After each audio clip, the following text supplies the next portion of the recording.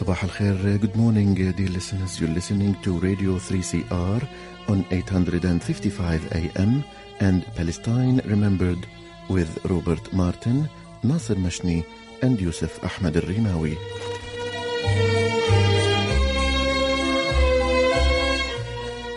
Palestine Remembered is Australia's only English-language radio program that is totally dedicated to Palestine. We'd like to welcome those listening on 855 and those that will join us on podcast at 3cr.org.au.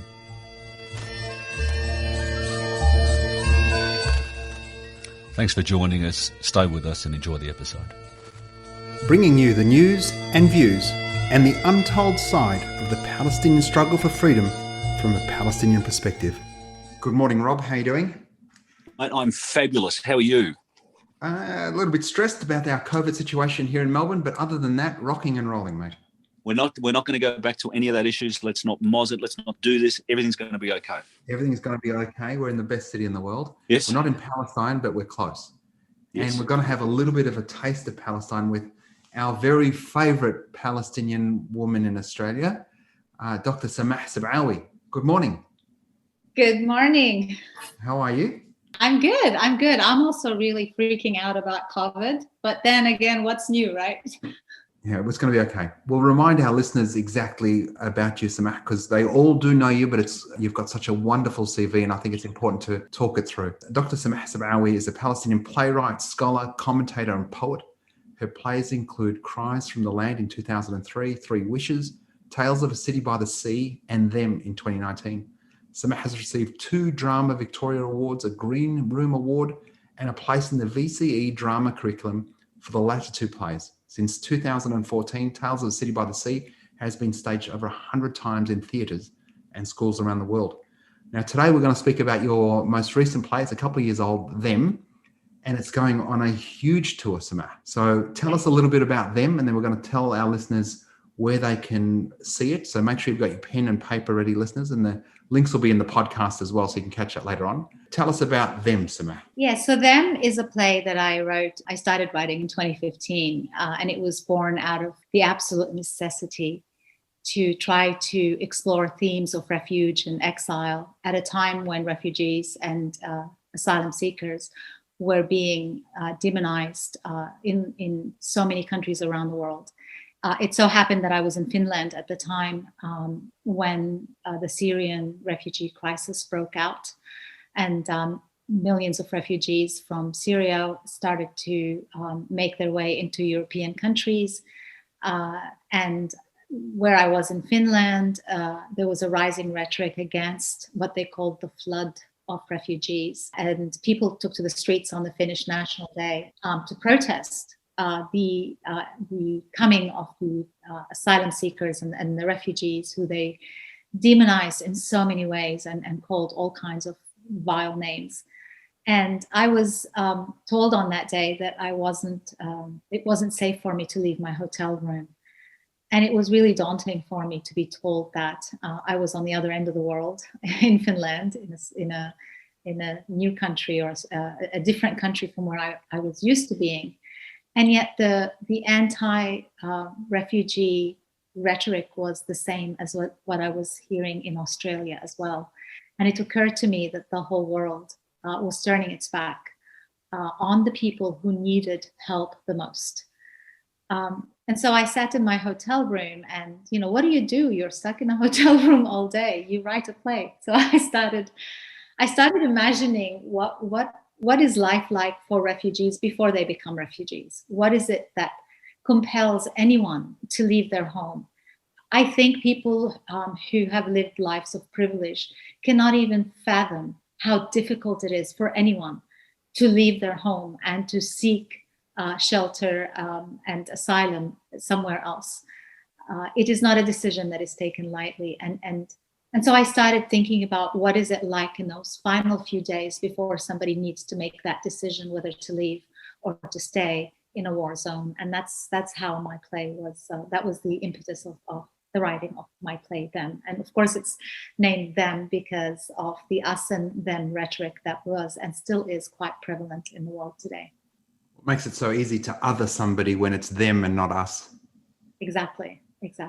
Samah, so when you were in Finland, was that around the time that Alan Kurdi, the Syrian boy, the 3-year-old boy, washed up on the shore, and for a moment, Europeans, white people cared because a 3-year-old in the red T-shirt, I'm sure our listeners will remember that haunting image. Was that around that time? It wasn't around the exact same time. The image I saw when I was here in Australia. And I remember thinking that, the only reason that this child moved the world is that he was found on a beach, which is familiar to them, in a resort, which is familiar to their understanding of the world, and without a mother who wears a hijab or a brown-skinned father holding on to him. That child was alone, so he could have been anyone's child. Mm-hmm. And it was a sad realization for me to make, and I'm sure for many people to make, as to how is it that we find some people grievable and others not so grievable. The synopsis on the website says, Them tells the story of one young family as they face the decision whether to flee their war-torn city. Omar, Layla, and the young child are counting down the days. Their friends enjoy fantasies of escape, and the arrival of Omar's sister brings a real chance to get out, but at what cost?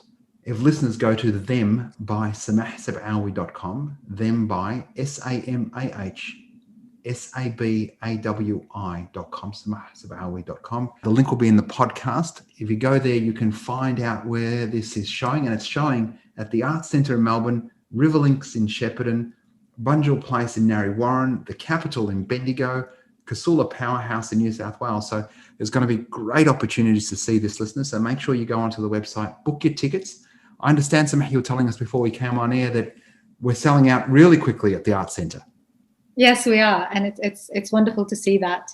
It's wonderful to see that there is a hunger for this kind of work, because it's been a journey with this play, as every play is a journey, I'm sure. But because I write about the view from the margins and about marginalized voices, I am constantly told by big theater that it's just not commercial enough, or it may not sell, or it doesn't have an audience.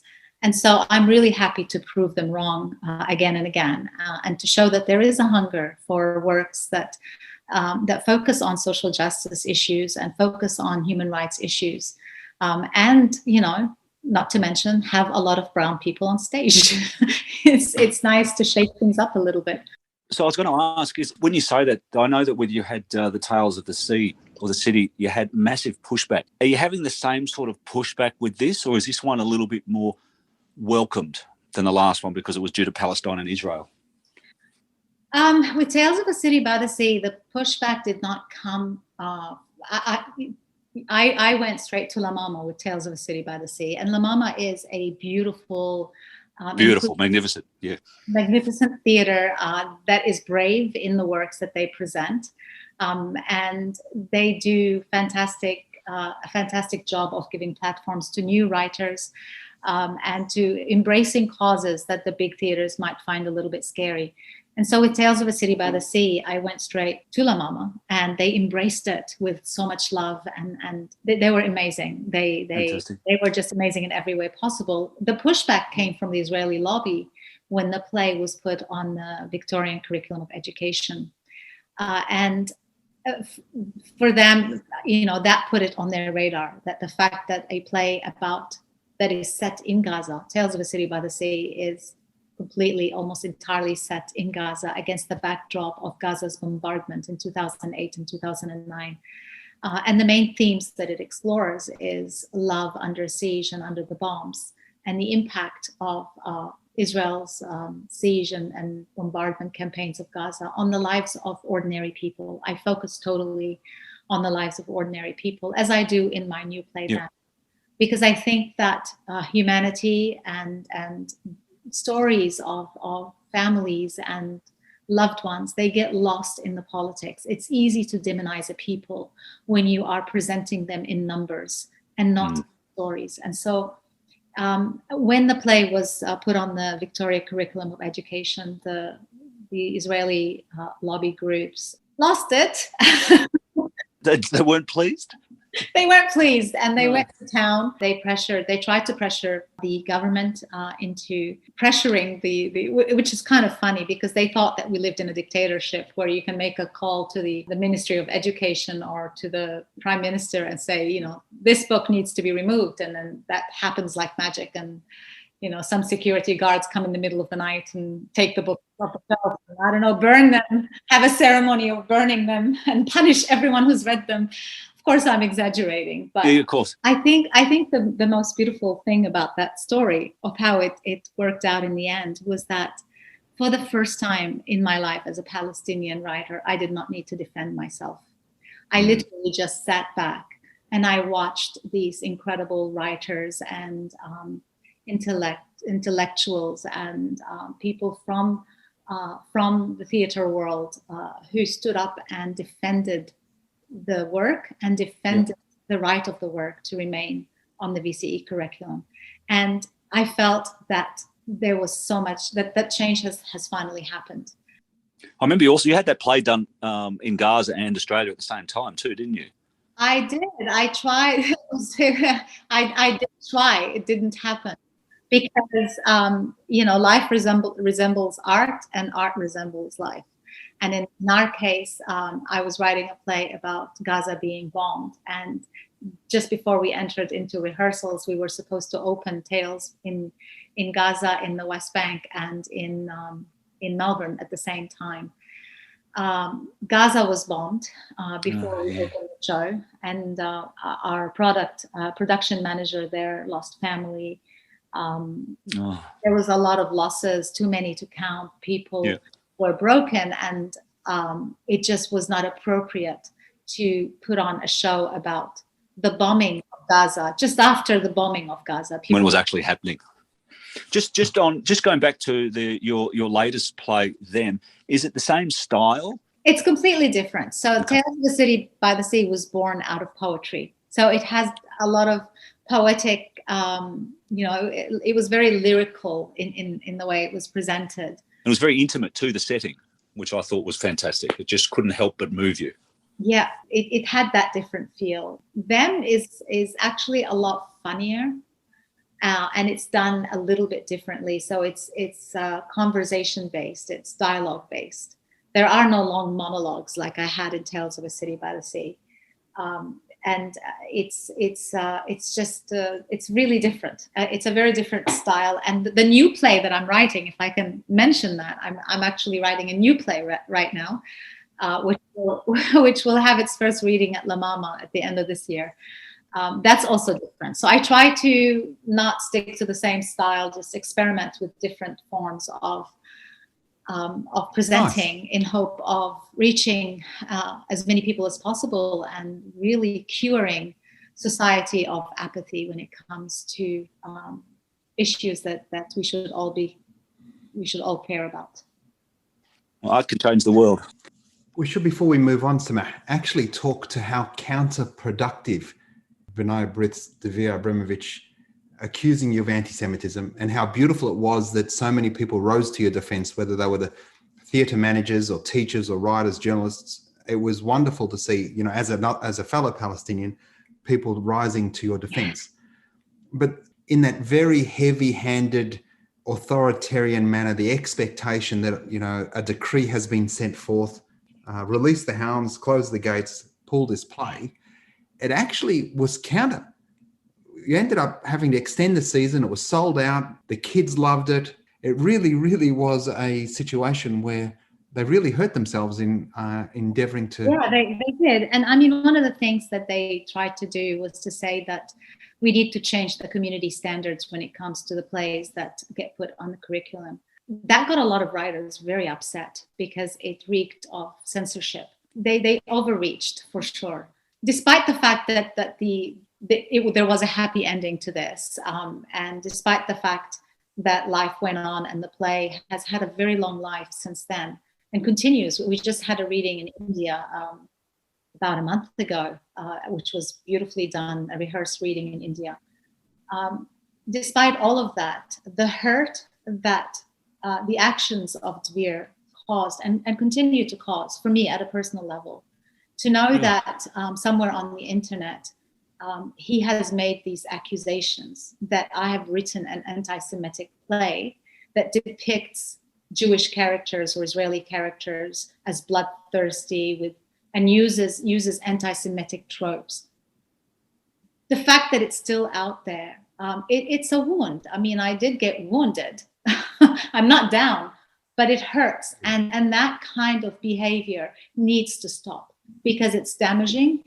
It is unfair. And they hope that if they do it enough, that it would intimidate people into silence. Well, what they don't realize, Samah, is the power within you, the power within all Palestinians, and our best revenge is massive success. Absolutely. I mean, you know, this interview that I just named, that was on ABC. That was on the John Fane show. And the ABC never gave me an opportunity to, and I didn't want an opportunity to defend myself. I wanted that interview gone. And I wanted it pulled off because it's inaccurate. And I don't even have one Jewish character in the play, let alone depict, not one Israeli is in the play. So sometimes it's not about Israel. Sometimes it's just about us. And, they just don't want to let it to be about us. One of the realities, though, Samah, and I'm sure you'll agree, is increasingly mainstream media's desire to not platform us, to deplatform us, is being countered by the fact that we've got so many other places to speak to. And that's the rise of citizen journalism, but also everything from, soft advocacy, if you want to call it that, in the work that you do. But the very real reality is the situation as is occurring in Palestine as we speak. We've had a ceasefire on the massacre in Gaza last month, but there has been no cease violence or cease occupation. No.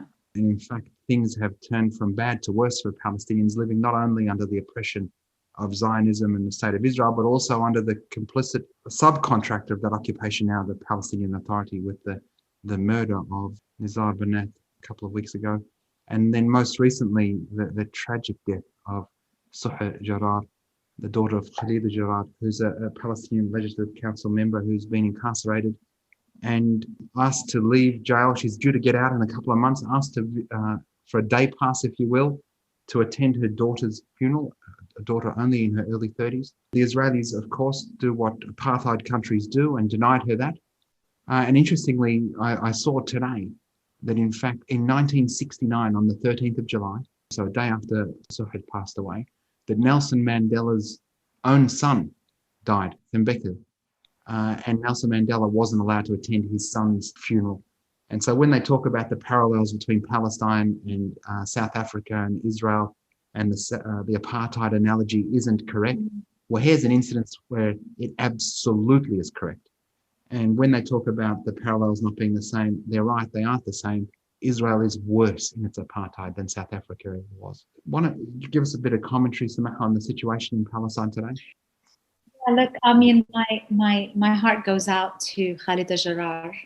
I think I don't even know what the right words to use here. I woke up this morning and a few things were going wrong, as they do sometimes in the morning. And I just stopped for a second and I said, I'm not Khalida Jarrar. I'm not waking up with that incredible loss. And she says that she's a mountain. Ya Jabal ma hiddak rih. She can only inspire. And hard as oppression gets, the more we should be inspired by those who are able to stand up in the face of that oppression and to say, we are mountains. We can take it and we will not stop resisting until we get our full rights. There are many similarities, of course, with South Africa, because oppression has a blueprint and different countries will apply it in whichever ways that suits their agenda the most. In the case of Israel, because it's an ethnocentric country, apartheid was the most appropriate blueprint that they could use in order to suppress and contain the besieged and occupied population that they view as excess humanity. These are people that they do not want to give rights to. And so, we just have to be strong in standing up for our rights against all forms of oppression, because part of the blueprint to oppression includes co-opting the leadership of the people who are oppressed. And that's exactly what's happened with us. That's exactly what we're dealing with in Ramallah. And I believe that oppression is always it comes at various levels. There isn't just one oppressor in any given system or regime. You're dealing with whether be it oppression at home or oppression at schools or oppression that comes from corrupt leadership or an occupying military power. It still is oppression. And I think the Palestinians need to start to work together at confronting all forms of oppression that they face, including the oppression of our own leadership that claims to speak in our name, but that have turned their backs on us a long time ago.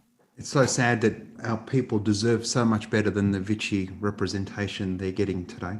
Absolutely, absolutely. And it is tricky. They come back to us with that whole speech about unity. We have to be united. But our choices should not be united and oppressed in order to do what? United for what? For what final end? They're not even delivering on the basics to earn our being in unity with them. They are no longer, going back to the us and them rhetoric here, but how can they even think that they are part of the Palestinian people when they live in their ivory towers with their VIP passes and their salaries, and they have no idea how the rest of the Palestinian people live, not only under their nose in occupied Palestine, but in the refugee camps in the surrounding region as well. They don't have a right to speak in the name of the Palestinian people. And it's about time that we do get united, but united towards finding better and more,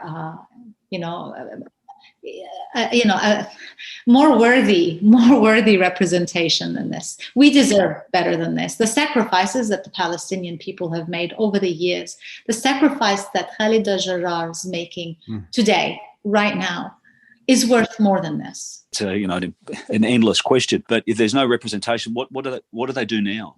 Is there someone there that can step up? I think we need to stop thinking about who can step up and really focus on we all need to step up. It's leaderships emerge from organically from healthy movements. And we need to, the first step, I think, when it comes to representation, the first step is to actually get representation. And then we can worry about who can lead. Once we have representation, once we have a mechanism for true elections, democratic elections worldwide that represent all the Palestinians. Because the Palestinian people are not just the 1/3 who live under Israeli occupation. There are Palestinians, 4.5 million of them, who live in refugee camps in neighboring countries, stateless, waiting since 1948 to be heard, to be represented. Who represents them? Who's representing them? Who's representing the Palestinian generations who grew up in exile and who yearn to go and see what their homeland is and to reconnect with their roots? Who represents them? Who speaks for them? Who speaks for the people who led the marches here? 15,000 people marched in Melbourne. 200,000 people marched in England. These are exiled Palestinians leading the movement around the world for liberation. They're not waiting to see who's going to step up and represent them. Very good point. It happens organically. But the first thing we need to do is to dismantle the Oslo paradigm that has really stripped the Palestinians in the occupied territory, in occupied Palestine, in Gaza and in the West Bank. It has stripped them of the dignity of facing their oppressors, because now between them and their oppressors stands the PA. It's so tragic to think about where we were, where we came from. The reality of a settler colonialist enterprise, it requires the vanquishing of the indigenous people. And they got close. One has to say, in the 50s and 60s, they were close. But then we had such revolutionaries, Layla Khalid, Ghassam Kanafani, and so many others. And certainly, Al-Fadaiyin and Fatah in its early stages, Thawra hatta al-Nasr, revolution until victory. And somehow we got conned into this whirlpool of destruction, deceit that ultimately has given us this parasitic PA that has absconded its responsibility to the people it's supposed to represent. So I think you're right. A complete and utter revocation of any of that, of the lies and the deceit that was part of the Oslo paradigm, and a reconstitution of a revolutionary narrative. We're a people under occupation. We should be resisting that in every sense, not cooperating. Samah, we both follow the Kurd twins, Muhammad and Muna, on Twitter. They're still very much under siege, if you will, under attack there in Sheikh Jarrah. In Silwan, we saw some video during the week of a young girl who watched her house get demolished and now is sleeping in her father's car. In Gaza, each day the Israelis are determining the daily calorific intake required not to cause starvation. Things are pretty dire for the Palestinians. Yet, during the last massacre, we saw a real lifting of Palestinians all over the world. 48, 67, the refugees in Lebanon, Syria, Jordan. We came together as one. Do you see some hope in that? Absolutely. I see a lot of hope. I think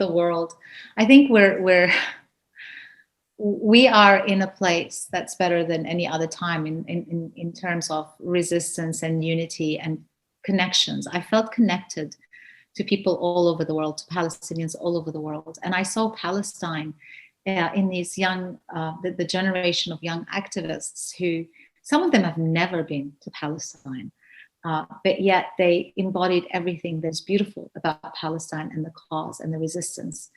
And they responded to the twins, to Muna in Jerusalem, Kurd. They responded to the calls to free Sheikh Jarrah. There was unity, and there is unity, and we are united.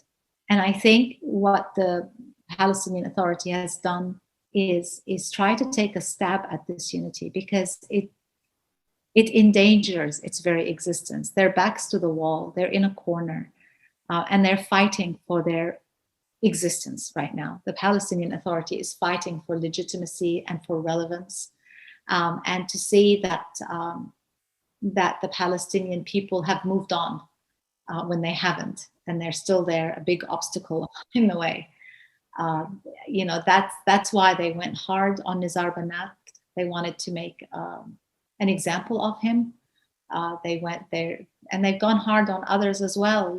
We read a tweet by Shaza Safi recently, who was rounded up with a group of Palestinians, doctors, lawyers. She's an architect, and was taken to the security headquarters, where she was made to watch the torture of the Palestinian men who were with them at that protest. So the PA is fighting for its existence right now. And I think we are very united, and they know that, and it threatens them as much as it threatens Israel. And we're coming for them. We're coming for them, and we will dismantle all the systems of oppression that face us. We will. Brilliant. What a brilliant way to finish. Now, listeners, don't forget to go to thembysamahsabawi.com. Them by SAMAHSABAWI.com. Thembysamahsabawi.com.